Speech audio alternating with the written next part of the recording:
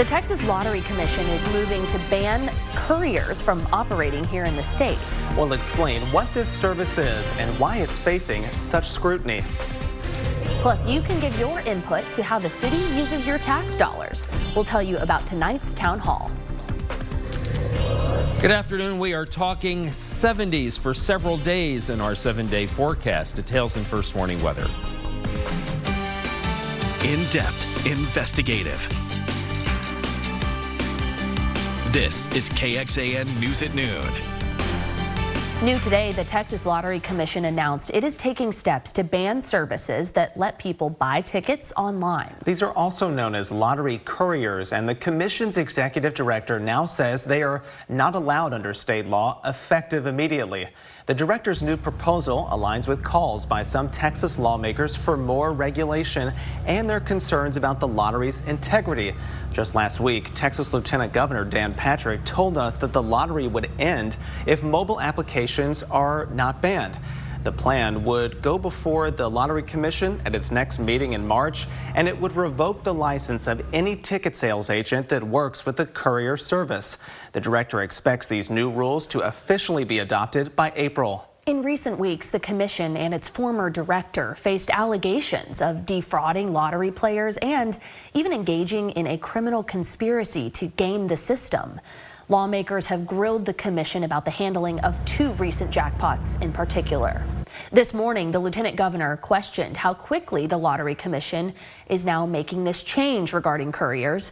He wrote on social media, though, quote, "I promise the people of Texas that we will restore the integrity of the Texas Lottery so people can trust in its fairness. Otherwise, the Senate will end the lottery this session." Just days ago, a Texas Lottery commissioner resigned amid this intense scrutiny. A spokesperson for the commission confirmed that Clark Smith stepped down Friday. However, he did not give a reason for his resignation. We did reach out to Smith, but have not heard back anything. This afternoon, starting at 2 o'clock, the Senate State Affairs Committee is discussing a bill that would create a criminal offense for arranging or playing the lottery through the internet or a mobile app. We'll keep following that debate and share what happens. Going in depth for you here, we do want to explain what these courier services are. According to the Texas Lottery Commission, lottery ticket couriers are companies that take orders from customers online, then buy tickets from a lottery retailer using a private business arrangement. The courier then sends a scanned image of that ticket to the customer, but holds on to the actual ticket until it's deemed a winner or not. Couriers also charge a fee to purchase and manage the ticket. The Lottery Commission says this is all done without oversight from the state.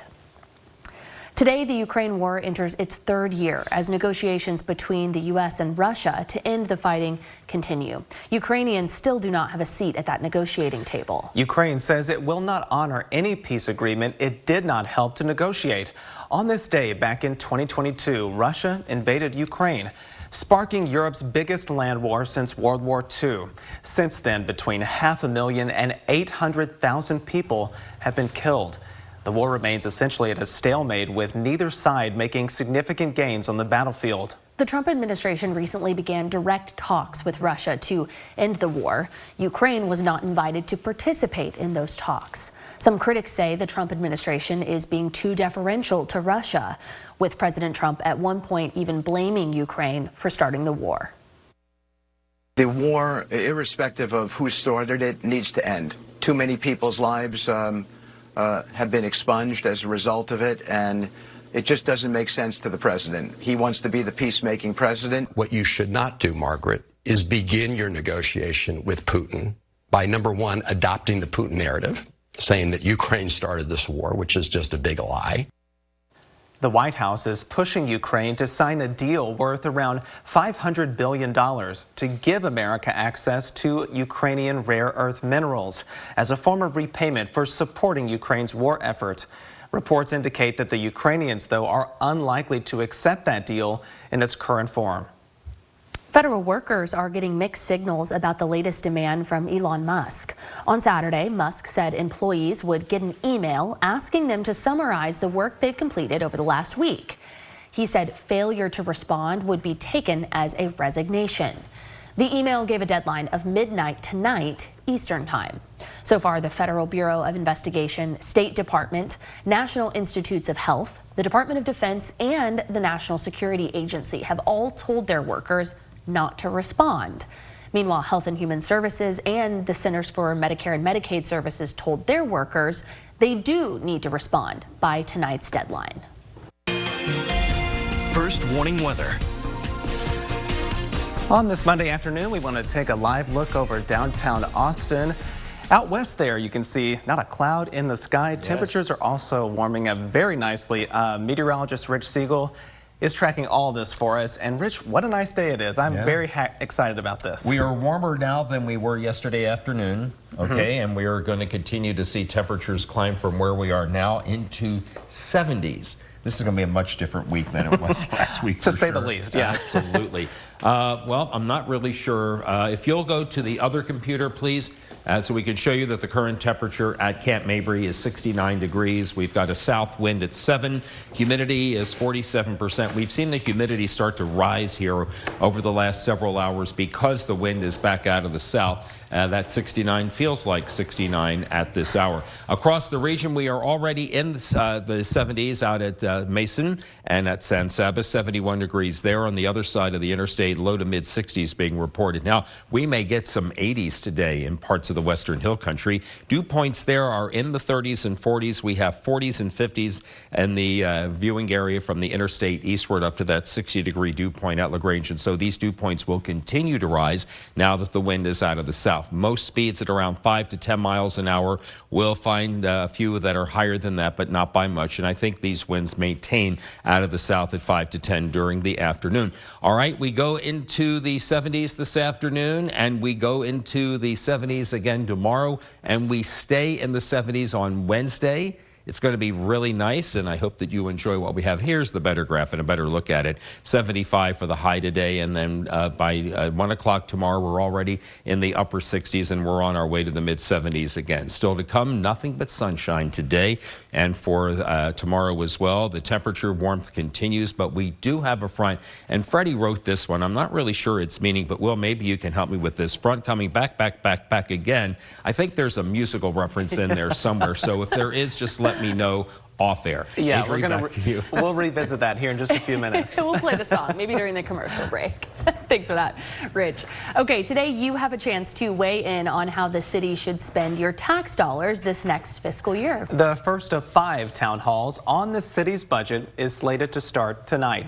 KXAN's Mercedes Hernandez is joining us live here in the studio again. And Mercedes, let's talk about what city leaders plan to discuss tonight. Yeah, so this will be the first kind of full budget cycle that we'll see City Manager T.C. Broadnax really oversee this whole thing. This is his first time doing this since stepping into the role last year. You'll remember the city adopted a record $5.9 billion budget for the 2024-2025 fiscal year. Some highlights include raises for civilian employees, money for new fire and EMS stations, additional funding for Austin Police, and increased sustainability efforts. That budget-making process really starts rolling in the spring and gains momentum through the summer. That's why the city is starting to collect that feedback now. That first town hall will be at McNeil High School at 5720 McNeil Drive tonight at 6:30. But if you can't make that meeting, the city is also accepting feedback online. You can find out more on how to do that on KXAN.com. Thanks so much, Mercedes. We know this is a long process. Yes. It's often a process that stretches over several budget cycles. So I know you have some intel on whether there are things we could see city leaders revisiting this budget cycle that we've heard about before. Yeah, so it's been made clear by the city council that addressing homelessness and support for the unhoused will be a top priority going into this next budget season. We know that as of last month, the city council passed a resolution kind of directing Mr. Broadnax to kind of look into how to fund and disperse $350 million over the next 10 years for that effort. But of course, you know, infrastructure is always a big thing.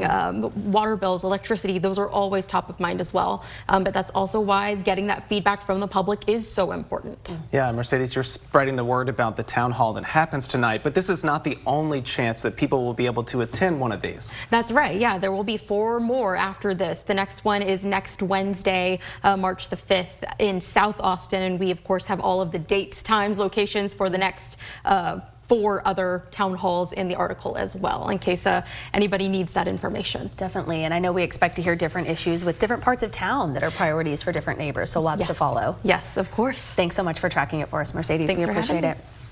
Austin transportation leaders earmarked more than $12 million for improvements in downtown's Seaholm district. Now they want to hear from you about which elements that it should keep.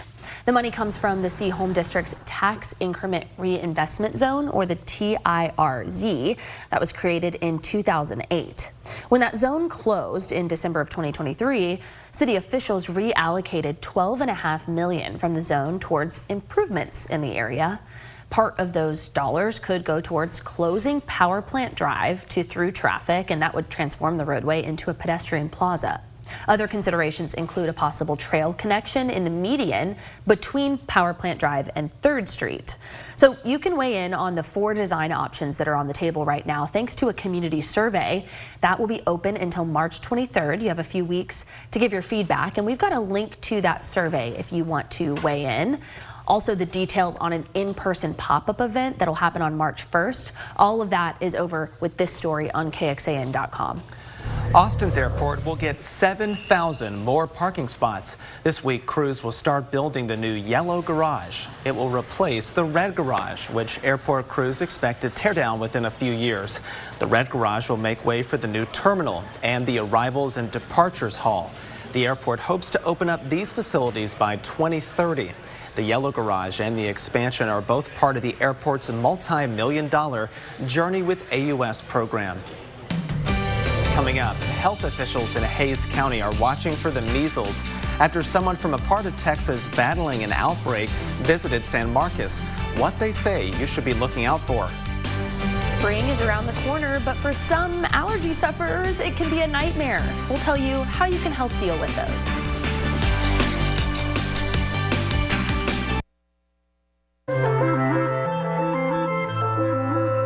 Spring is just about a month away, and with its arrival, a crop of new allergens in the mix. Here to talk to us about what we can expect is Dr. John Biasis with St. David's North Austin Medical Center. Thank you so much for joining me today. Hey, thanks for the invitation again. Thank you. So what are some of the allergens that we need to look for around this time of year now? Well, right now we're ending the winter season. So winter season is going to be probably over the next couple of weeks with the mountain cedar season. We'll have about a 4 to 6 week gap there where there's not going to be as much pollen in the air, but then we're going to start getting the springtime pollens.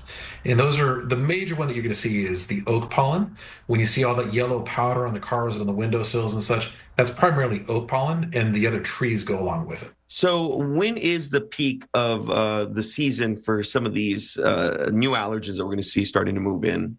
Yeah, well, it varies every year. It depends on the weather. And so typically we'll see the oak pollens really start pollinating and releasing their pollen roughly around the 3rd or 4th week of March, maybe the 1st week or 2 of April. Somewhere in that 4-week period is when you tend to see it.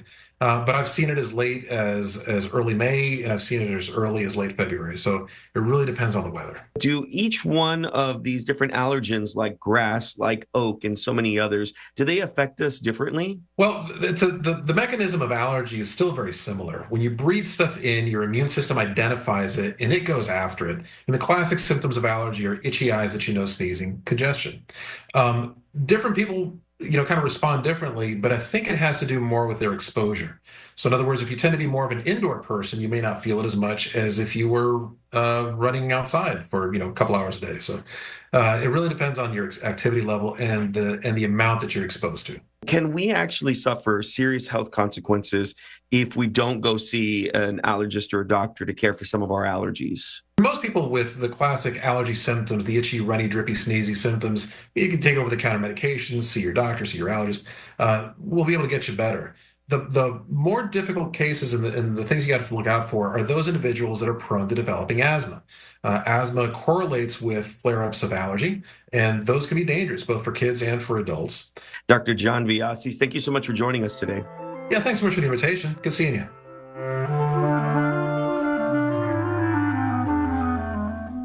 I feel like we just did that allergy season. Well, we are in the waning stages of the cedar season. Yeah. And then we'll have a day off, and then likely the oak season will start the next day. Knocking on the door because again. what we're finding, and we mentioned, we mentioned this morning too as part of our weather chat, and we've mentioned this frequently in the past too, is that we seem to be getting our spring allergens starting a little earlier because there's not much of a freeze in. Of course, last week notwithstanding. So that's our concern going into the spring allergy season, is that we may get the oak starting sooner and that yellow film that just settles on the cars and all that. Can confirm it does affect a lot of us out there. Oh my gosh, yeah. It's personal here. Right. Someone asked me, he goes, has the cedar season been tame? And it's like, well, the numbers haven't been all that impressive. We haven't had any 4- and 5-figure numbers that I know of. But any cedar is bad cedar. Right. There's nothing good about a number of 2 because some people still suffer from it. Hey, let's go out to Westlake. This beautiful view from the Lorenz and Lorenz 360 camera. We are showing a sunny sky overlooking the downtown skyline. This camera pointed off to the east. Lows this morning got to freezing at Fredericksburg, 32, many in the 30s. Our warmest low at these reporting stations is 41 at Dripping Springs, 39 at Camp Mabry, 9 degrees below the average. The low at the airport today was 35. The recovery will be into the low to mid 70s from 35 eastward, mid and upper 70s to some low 80s from the interstate westward. Those 80s perhaps again in the western part of the hill country. And so that's where the warmest air is going to be today, and then lows tomorrow morning. Now, you look, I know Sunday that I said there would be no freezing temperatures in the area this morning, and I missed because Fredericksburg did drop to 32, but I will now guarantee there will be no freezing temperatures tomorrow morning, as all of our lows will be in the 40s. High pressure giving us a dry northwest flow aloft today, and that high is going to maintain our weather, control of our weather for a while. As we get late Wednesday night into Thursday morning, we have a weak trough of low pressure that will interact with this cold front that I'll show you in just a second that is going to move through the area, and for that there'll be only a very low chance of a few isolated showers. Then we get into Sunday, and this area of low pressure coming out of the west is going to impact our weather with a little bit of rain perhaps on Sunday afternoon. So that's the upper weather pattern here at the surface. Sunshine through the afternoon, clear this evening, scattered clouds tomorrow morning, clearing out during the afternoon. Clear tomorrow evening, scattered clouds and a little drizzle Wednesday morning. Then Wednesday night into Thursday, here comes the front, and the front will clear the area by about noon or so, leaving us with just a little bit of a cool down, not much. And that front moves out of the area. Here's the rain coming on Sunday. Friday and Saturday are going to be dry, and by noon Sunday into the 6 o'clock hour, looking at a few showers, but nothing beyond that, and only less than 1/10 of an inch of rain forecast for this area. 75 today, sunny with a south wind at around 5 to 10 miles an hour. Tomorrow, 76 in between. 47. Mid-70s on Wednesday. Again, a 10% chance of rain Thursday morning. A little bit cooler and a little bit breezier on Thursday. Thursday, most of our highs will be in the mid to upper 60s to a few at 70. Then we're in the upper 60s to low 70s on Friday. That makes Friday morning our chilliest day behind the front, the second morning behind the front, and then we are in the low to mid 70s for our high temperatures on Saturday and Sunday. Thanks so much, Rich. A major tech company is expanding operations all across the country. How Apple's expansion will ramp up its artificial intelligence division. Tackling speeding at its source, the new driving technology meant to slow you down.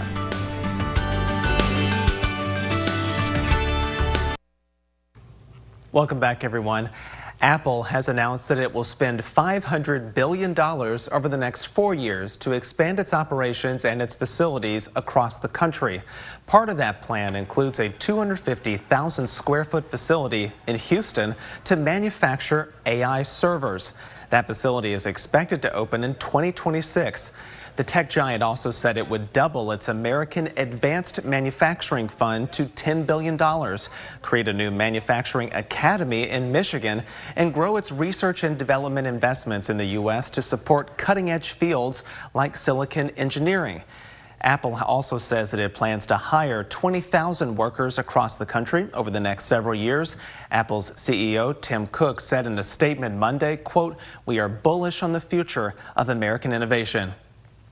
A new piece of technology could soon change the way we drive. This device would force your car to slow down if you go above the speed limit. It's called Intelligent Speed Assistance, and a bill before Maryland lawmakers would require the device for any driver convicted of reckless driving or racing. It uses GPS data to figure out the local speed limits and then read street signs. Depending on how much you're speeding, it'll either give you a warning or it will automatically slow down your car. The car slowdown device is already common across much of the European Union. Starting last year, all new vehicles sold in the EU were required by law to have this system. A community here in Central Texas is getting more access to fresh food. Bastrop has a new Sprouts Farmers Market on the way. Filings show the store will open on State Highway 71. It's all part of the first phase of the Burleson Crossing East project. Texas currently has more than 50 Sprouts Farmers Markets. Adding some depth here, though, Bastrop is considered a food desert. Leaders are trying to fix this through an economic development plan. Since 2020, the county's emergency food pantry says that food and support requests have gone up by nearly 90%. To help, the city's Economic Development Corporation says the existing HEB is expanding by another 21,000 square feet. It will include more space for curbside service and a barbecue restaurant. Coming up, our state is in need of teachers. How one local program is hoping to get more men into this field. The Pope is in critical condition.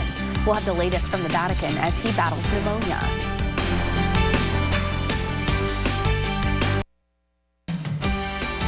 In-depth, investigative. This is KXAN News at Noon. Welcome back, everyone. Hays County is on high alert after a person infected with measles spent most of the day in San Marcos earlier this month. The Hays County Health Department said that person visited Texas State University on Valentine's Day. As KXAN's Sam Stark reports, this person came from Gaines County, where health officials there are tracking a growing outbreak. Here is a map of locations a person infected with measles went on February 14th. That person touring Texas State University for several hours before dining at Twin Peaks restaurant that night, potentially exposing the virus to dozens of people. So at this moment, we're asking members of the public who are exposed to the individual just to isolate only if they haven't received a dose of the MMR vaccine and or haven't received measles in the past. The person was visiting from Gaines County, the epicenter of an outbreak that has infected around 90 people with measles across 7 counties. Most of those people unvaccinated children. The Texas Department of State Health Services said 16 of the infected individuals have been hospitalized. Right now, obviously, we want to take it seriously. We've seen the Gaines County, measles outbreak really explode. Measles is one of the world's most contagious diseases. It can spread through a cough or a sneeze, through air and surfaces the infected person has come into contact with. It can cause high fever, cough, runny nose, and a rash all over the body. 9 out of 10 unvaccinated people exposed to measles will develop measles, but the MMR vaccine is very effective. 2 doses of the vaccine is known to be 97% effective at preventing measles. The World Health Organization reported the vaccine has helped prevent 60 million measles-related deaths from 2000 to 2023. The Hays County Health Department said this person was not in San Marcos when symptoms were most contagious, thus hoping transmission will be low. We're taking the possible exposure very seriously because we've seen how fast it's been spreading in Gaines County. In Hays County, Sam Stark, KXAN News. Sam, thank you so much. The Hays County Health Department says it will be providing frequent updates on this situation on its website. You can get a closer look at that map and see what health officials want you to do if you think you could have been exposed. All of that is with Sam's story on our website right now. First warning weather. We want to take you outside to a beautiful live look over downtown Austin. Nothing but blue skies out there. And some very nice temperatures. Let's check in again with meteorologist Rich Siegel. And Rich, what a nice day it is out there. Yes, what is it that Willie Nelson sings? Blue sky, smiling at me. Yeah. Nothing but blue sky do I see. And we have the temperatures that reflect the warmth that we have today after the miserable week that we had. Last week, we were in the 60s and 70s across the hill country at this hour. Warmest temperature. Harper at 74 degrees, down to it looks like 65 at Burnett. In our metro communities, we are in the 60s to a 70-degree reading up at Round Rock and over at Lakeway, but mostly the mid and upper 60s in our metro communities. We're all headed to the 70s today, by the way, and we're at 71 right now at Cedar Creek and McDade. Also 70 at Rosanke, but mid and upper 60s for the rest of our eastern viewing area. We still have a few scattered clouds there, but they'll clear out nicely before too long. We're going to talk about this beautiful weather week. We really are going to enjoy this week. It's going to be, for the most part, t-shirts, shorts, flip-flops as we get into the afternoons especially. 70s and a few 80s. That's always nice here in late February. And a brief cool down comes late in the week, but not all that bad. And we'll talk about it all in just a few minutes. Avery? Rich, thank you so much. We are learning Texas DPS troopers and special agents are helping Homeland Security investigations near Houston today. This is according to a post on X from Governor Greg Abbott. The focus is on Colony Ridge. That's a community northeast of Houston. The operation, he said, is targeting criminals and illegal immigrants. He also noted that he's been working with newly appointed Border Czar Tom Homan on this operation for months. Texas still needs more teachers, and an Austin program is working to fill the void while also inspiring students involved. Yeah, Houston Tillotson University is home to the African American Male Teacher Initiative. This program says that African American men make up only about 2% of education workers nationwide. The program looks to increase those numbers by offering scholarships to students who want to enter the profession, as well as those who hope to pass their own teachings on to the next generation. Some kids from where I'm from think sports is everything, and sports, I just want to tell people at the end of the day, football will end, basketball will end, tennis will end, whatever sport that you're playing will end. And basically, like, you don't give up on life, you don't quit, you don't just say, oh, I didn't make it in this, let me go be somewhere else. Like some people, like people from where I'm from go to the streets or go to other places. Initiative leaders tell us at a time when schools need more teachers, their program creates opportunities and job security. The African American Male Teacher Initiative is currently taking applications for prospective students. Those students must maintain a 3.0 grade point average and work 30 hours of community service each semester. Going in depth here, districts across our area have struggled with money. On February 5th, the Leander Independent School District shared it will reduce staff by up to 6% next school year to meet budget demands. Next year, Eanes ISD will close Valley View Elementary School as part of its effort to tackle a multi-million-dollar deficit. Texas senators have talked this year about giving teachers raises through what's known as the Teacher Incentive Allotment Program. This program helps identify teachers deemed outstanding and then gives extra funding to the districts that employ them. Students and staff members at Bowie High School felt the cold for a few days last week as that South Austin campus faces a problem with its heating system. Austin ISD confirmed its operations team is addressing the problem. The district says the extreme cold pushed the system to full capacity. However, one parent we spoke with told us the school has been cold since she was a student there back in the 90s, and the students know to layer up when they go to campus. She said the same. People just need to layer up. Everything's going to be okay. Austin ISD said that some older buildings might not have as much insulation as others do, meaning they may have trouble keeping temperatures consistent in extreme weather. Now, our KXAN investigators have been following heating and air conditioning issues and upgrades at Bowie and throughout Austin ISD for several years. For a look at those investigations and more details about projects in the works, just look for this story in the investigative section of KXAN.com. Israeli Prime Minister Benjamin Netanyahu has delayed the release of approximately 600 Palestinian prisoners and detainees. Their release was a part of the final prisoner and hostage exchange of the first stage of the ceasefire deal. Netanyahu blamed Hamas for what he called repeated violations, including ceremonies that, quote, humiliate the hostages. He said the prisoners and detainees would not be freed until the release of the next hostages has been assured. Today, the Vatican said that Pope Francis is still critically ill, battling double pneumonia and the onset of slight kidney failure. The pontiff was spending his 11th day in the hospital, equaling the longest hospital stay of his nearly 12-year papacy. NBC's Ann Thompson reports from the Vatican. Pope Francis is awake, eating, and continuing his treatment, Vatican sources tell us, after what they describe as a peaceful night. This follows the revelation that the 88-year-old pontiff developed mild kidney failure as he battles double pneumonia. The Pope had a rough weekend. He had a long respiratory crisis on Saturday that required supplemental oxygen that he remains on. He also needed blood transfusions to address an issue with low platelets caused by anemia. The Vatican says that mild kidney failure is under control, but the Pope remains in critical condition as people here in St. Peter's Square and around the world pray for Pope Francis. I'm Ann Thompson at the Vatican. Now back to you. Coming up here on KXAN News at Noon, with kids having easy access to screens, it can be a challenge to keep them safe. Coming up, there's a new tool for parents to try and protect children online.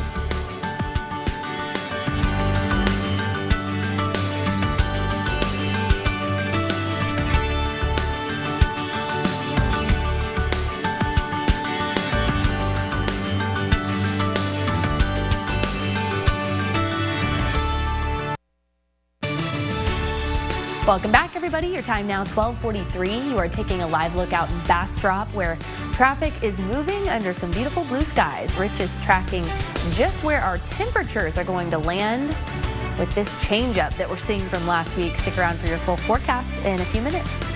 First, children are spending more time on screens these days, as we all are. Parents are equally occupied finding ways to keep them safe. Rich DeMuro takes a look at some of the ways that parents are trying to keep up with a screen-filled world.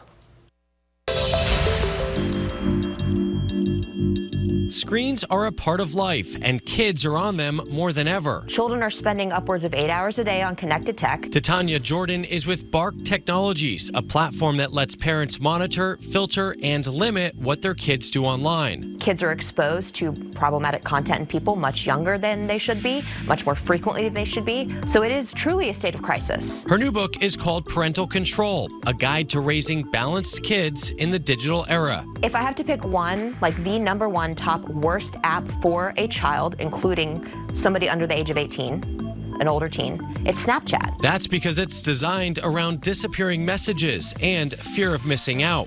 On the other hand, she likes Instagram's parental controls for teen accounts. Anything that I am saying to you right now is not from a place of judgment. It's from a place of I have been there. My son is 16. I made all the mistakes. I let the iPad babysit him. The book covers everything from digital effects on the brain, body, and well-being to helpful solutions. You have the opportunity to make a better choice today. Her top tips? One is just delay is the way. You will not regret delaying giving your child access. As for those devices kids are already glued to, don't let your children have connected tech in the bedrooms, behind closed doors, overnight. You can avoid a lot of problems that way. And watch for warning signs like extreme reactions when tech is taken away, sleep, mood, or social changes. We can use tech as a tool, but we have to remain in control of it. We have to have balance, and we have to be fully informed. All of us glued to our phones, you know. Too much. I know. I'm way guilty, too much. way too guilty. You know, you wake up at 4:30 and the first thing, you know, it's like, yeah. Well, what did I Right at miss? it. I It's know. like, no, just wait till you get to work. Yeah. That's Put what I it down. should do. Lock it up. And we look at enough throw it screens away. in here, I think. I mean, we almost can't avoid it with this It's job. an occupational hazard. Correct. Indeed it is. You know, Correct. because you guys, especially on the shift, need to check to see if there's any breaking news. But me, I'm just looking at rankings. Basketball teams and softball I know that teams. part. All right, good afternoon. It is now 12:46 here on this Monday. We go back out to the Ally Medical Emergency Room. camera in Bastrop. We're looking at 71 and seeing the flow of traffic, as Avery said, really nice right now.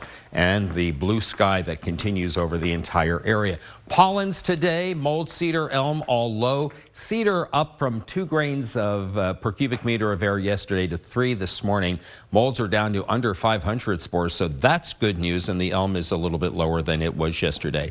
Today's high temperatures are forecast into the average of mid-70s, a few upper 70s to low 80s west of the view of the interstate, and low to mid-70s along and east of I-35, but still all of these numbers will be warmer than the normal high of 68 degrees. Then after we had lows this morning in the 30s with a few in the 40s, most all of us will be in the 40s tomorrow morning. Normal low tomorrow is 48, and then we extend right back into the lower to mid-70s again with a few more in the 80s in the hill country for Tuesday afternoon. So today it's an easy forecast. Sunshine all the way to sunset, which will be at 26 minutes after 6 o'clock. A clear sky this evening. Clouds roll in again tomorrow morning. We'll look at general partly cloudy conditions, maybe a bit more cloud cover too, and morning overcast across parts of Fayette and Lee counties. And then there they go. And then Tuesday ends with a sunny sky. Wednesday morning, we see an overcast in some of the area with perhaps a little bit of drizzle or light rain. That's what this southerly wind does for our mornings, and then the clouds will scatter on Wednesday. By Thursday, we've got another front coming, but the front doesn't have that great of a wallop in our area. Now, there may be a little bit of rain as a weak disturbance moves from west to east across the middle of the country. That could pull in just a little bit of rain. This model suggests it. The other model, the long-range model, did not. So there is that long-range model, and there's Thursday noon, and we're just looking at a dry sky across the area. Most of the rain, according to the American model, is off to the east. Then we're dry on Friday and Saturday with sunshine. Then Sunday afternoon, looks like we see a little bit of rain as an upper-level low moves from California on through Colorado and into Kansas. All right, here we go. We'll start at 12:30 today. So we'll stop this at Wednesday into Thursday by noon, nothing. And then we expand this out to the Sunday forecast of rain, and we're looking at some of the rain totals that'll pop up at just a few hundredths of an inch, and that would be about the sum extent of any rain that we will measure over the next several days. Our solar forecast for today, it's going to be an 8 battery day, not only for today, but tomorrow. We're at the very top because even with the morning clouds, they'll clear out and giving us a full day of sunshine, a full afternoon of sunshine. Wednesday, some scattered clouds. Thursday, a few clouds too. So it's a great week to harness all of that wonderful solar energy for those of you that have those solar panels. 75 today. You know, let's check that 1 o'clock temperature. May need to go a little bit higher, but for now we'll go 75. South wind at 5 to 12. Tomorrow morning 47, and then 76 for the high tomorrow afternoon. Partly cloudy Wednesday, high 75. Look at the nice warm morning low of 53. That rain chance on Wednesday night late into very early Thursday morning, well, most of Thursday morning. For now, only at 10%, and then the highs will be in the mid and upper 60s for most of the area Thursday to around 70. We're back at 72 on Friday. Friday morning will be our chilliest morning, coming up with a low of 43. That means that we'll have several in the mid and upper 30s out in the hill country, and then we'll be in the low to mid 70s on Saturday and Sunday. Avery? Thanks, Rich. Okay, an intergalactic halo. We're going to explain what it is and how a team of astronomers have found one near our planet. And one of the world's biggest coffee chains announced major layoffs. Who's getting cuts? At Starbucks. And we want to show you what's coming up tonight on KXAN. At 7 o'clock, it's The Voice, followed by The Hunting Party at 9. And join us right back here for KXAN News at 10.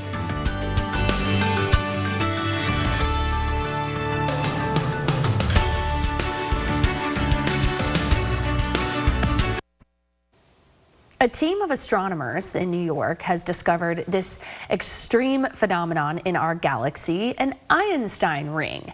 That's a ring of light that looks like a halo. You're seeing it here. In the summer of 2023, the European Space Agency's Euclid mission launched with the goal of mapping the universe. Backed by NASA, the telescope has revealed an Einstein ring in a galaxy 590 million light years away. Pretty crazy. An Einstein ring is light from a galaxy bending to form a ring that appears aligned with an object in the foreground. The phenomenon is named after, of course, Albert Einstein, and it allowed scientists to study dark matter in some new and different ways. Very interesting. Well, Starbucks today is poised to lay off more than 1,000 employees. The coffee chain's CEO announced that this will affect 1,100 corporate employees, and several hundred other open positions will not be filled. Now, the cuts will not affect workers at the company's cafes. In a message to corporate employees, the CEO today said that Starbucks is, quote, simplifying our structure, removing layers and duplication, and creating smaller, more nimble teams. The layoffs come as Starbucks tries to draw coffee drinkers back to its cafes after same-store sales declined for 4 straight quarters. I want to talk more about this weather. Absolutely. All right. It's so beautiful out there. I didn't get a chance to talk to you last week about the freezes, did I? No, I didn't. Well, That's right. glad. I'm glad for that. We're on to bigger and brighter and happier things. Oh my gosh, yes. And here is the after-school forecast for those of you going to pick your children up. This in the 3 to 4 o'clock time frame will average mid-70s under the sun, and then once the sun goes down into the early evening at about 7 o'clock, we'll be at around 70 under a clear sky. Freddie will join you again at about 1:22, and Nick Bannon has an update on all of this starting at 4. Well, thanks for joining us, Rich. Hey, it's nice to be here. Freddie's been on a conference call about this CODA event that he'll be covering this week, and he's going to be covering it for all of our Next Star stations. So he's on a conference call letting them know what he's going to be doing. Yeah, some very special things to look out for later this week. Yes. All right, everybody, we will send you on your way. We hope you enjoy your rest of your afternoon, but we'll see you back here in about 30 minutes. Take care.